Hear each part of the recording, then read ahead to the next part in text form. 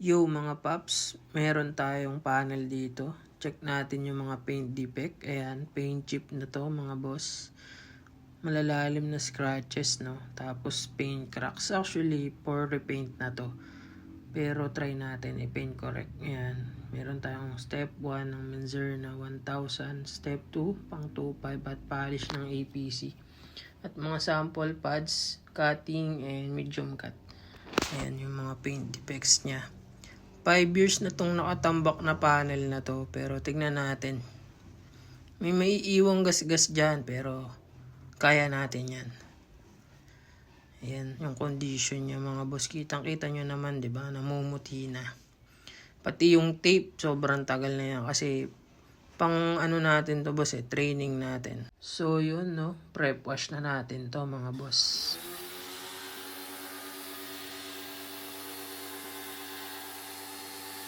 So after natin mag-prep wash mga boss, applyan natin ng watermark remover and acid rain remover yung panel natin. Pero ingatan nyo rin check nyo mabuti lalo na kung sa actual unit. Yan. Then after nun, foam wash na tayo para maalis yung mga excess na chemical ng ginamit natin kanina. Then after foam wash, gamitan natin ng wash mitt para matanggal yung mga excess na alikabok, buhangin o kung ano mang dumapo dito sa panel natin. No? Di na ako nag-clay bar since pangit naman na yung panel natin yan. Hugasan natin mabuti. Yan. After nating hugasan, banlawan natin mabuti. No? Tuyuin natin mabuti yung panel para makita natin yung defect ng mas maigi. Gamitan natin ng blower para mas mabilis yung trabaho natin habang hinahaplos ng chamois.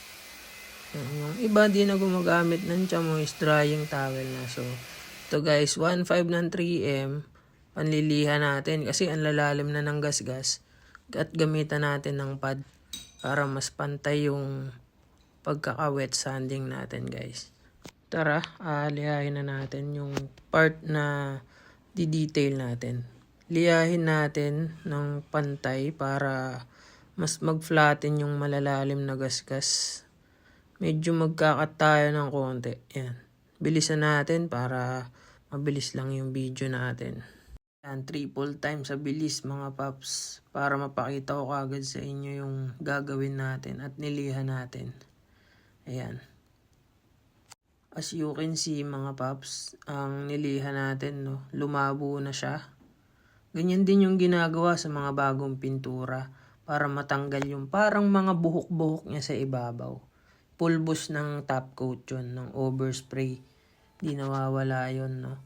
Kahit makintab na makintab, nagkakaroon pa rin. So yan, tape muna tayo kasi luma na yung tape natin. Importante, lagi tayo nagtitape mga boss, lalo na sa mga itim na part, yung mga mat. Pag tinamaan kasi ng machine yun, namumuti, mahirap maglinis. So, much better, tapean na lang natin para di tayo mahirapan sa huli. Ayan.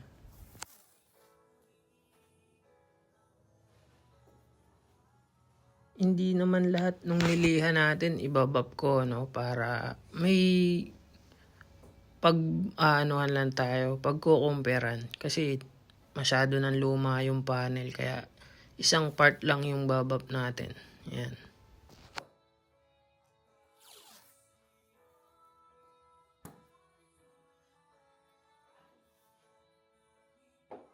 Tsaka dapat lagi kayong merong malinis na basahan, no? After nyong ibab, punasan nyo para makita nyo kung nakat nating mabuti yung niliha.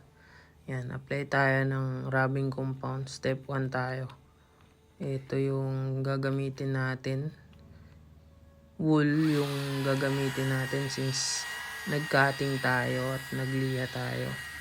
Luma na yung pad ko dyan kasi ano lang naman to tutorial lang naman.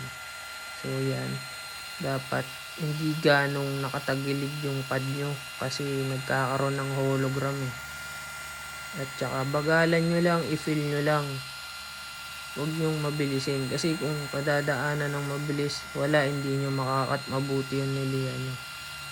Yan, may tamang proseso mga boss.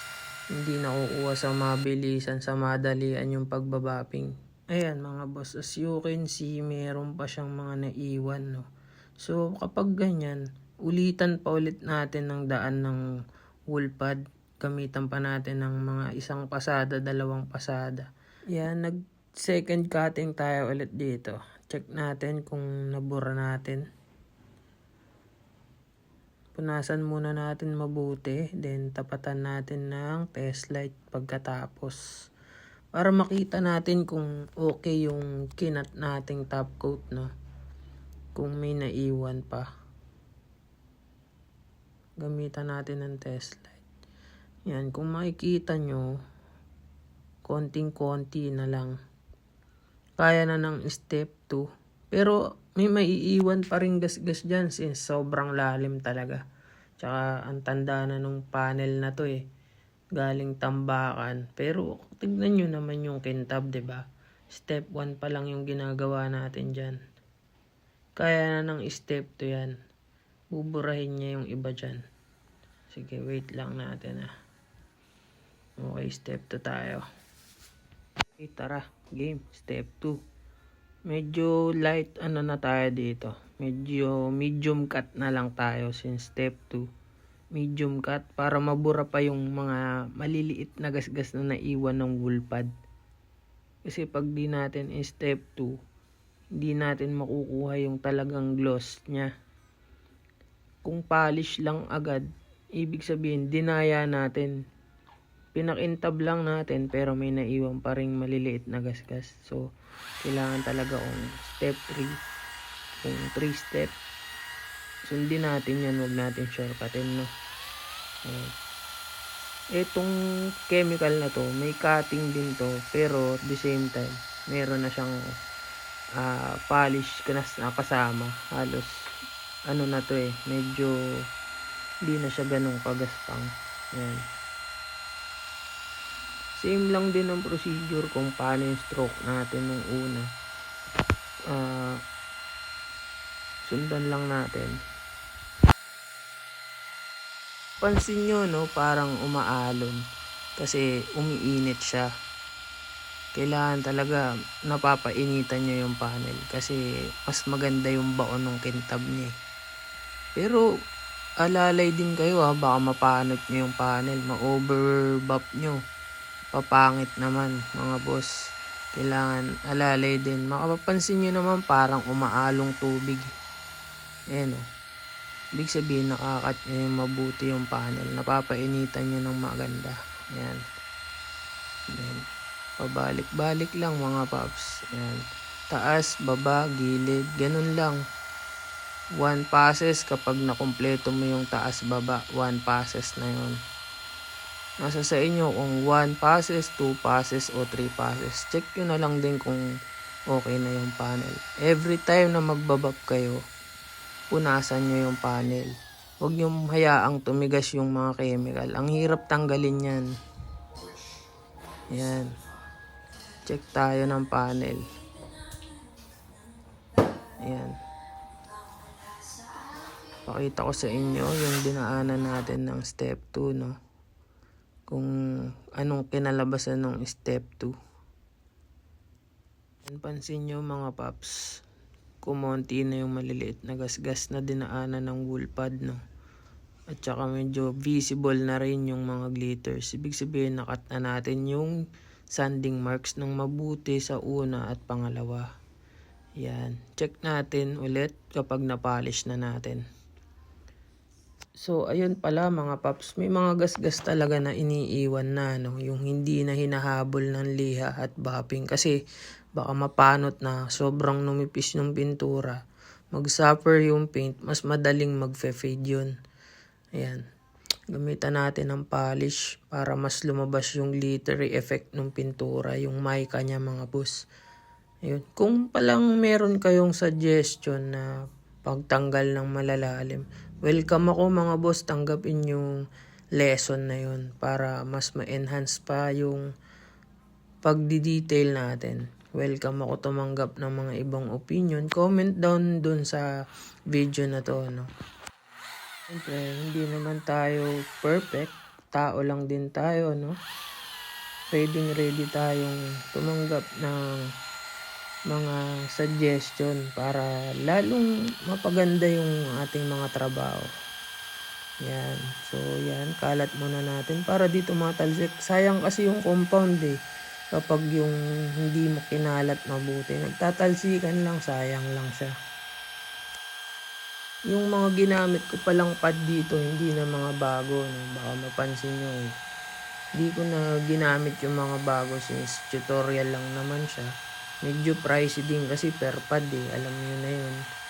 Hindi naman din mura yung per pad, no? Sana magkaroon ng mas mura pa, hindi. Pero okay lang, sakto lang yung price. Pero syempre, detailer tayo. Medyo maingat din tayo dapat sa mga pad. Kahit yung ibang detailer na namamasukan sa shop, ingatan nyo yung mga gamit kasi hindi biro yung mga gamit natin. Medyo may kamahalan, hindi naman mura lang. Saka syempre, konting malasakit din sa gamit. Saka after nyo mag-detail, ligpit nyo, linisin nyo yung mga equipment. Para rin sa improvement natin yung mga boss. Yan. Mabagal lang ulit. Pansin nyo, parang umaalon ulit yung panel.